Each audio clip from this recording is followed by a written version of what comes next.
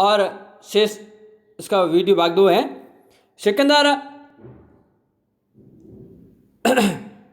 की सेना ने व्यास नदी से आगे बढ़ने से क्यों मना कर दिया था?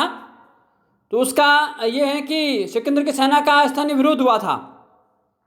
उत्तरी पूर्वी पंजाब के राज्य पर अधिकार करने के बाद तथा राजा पोरुष के साथ मित्रता करके सिकंदर भारत के भीतरी भागों की ओर बढ़ा और सिकंदर की सेना ने व्यास नदी के आगे बढ़ने पर मना कर दिया था। और सिकंदर की सेना का व्यास नदी से आगे बढ़ने से मना करने का सबसे बड़ा कारण था यह कि सिकंदर की सेना लंबे समय से युद्ध लड़ते लड़ते थक चुकी थी और बहुत से सैनिक वीर बीमार होने लगे, बीमारी के प्रकोप से घबराने लगे थे।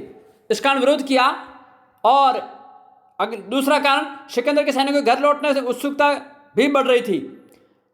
भारतीयों की वीरता का अनुभव वे राजा पोरुष के साथ युद्ध में कर चुके थे।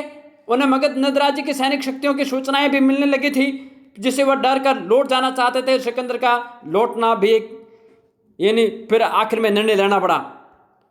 सिकंदर 19 महीनों तक भारत में रहा, अतः झेलम के मार्ग से वह वापस लौटा और 325 में सिकंदर ने भारत छोड़ा। भारत छोड़ते समय सिकंदर ने अपनी सेना के 2 भाग किए। एक भाग निर्याकष्ट नामक विश्वास पात्र सेनापति के नेतृत्व में समुद्री मार्ग से यूनान के लिए रवाना किया। सिकंदर स्वयं दूसरे भाग के साथ काबुल होता हुआ 324 के अंत में ईरान के सुसा नगर में पहुंचा।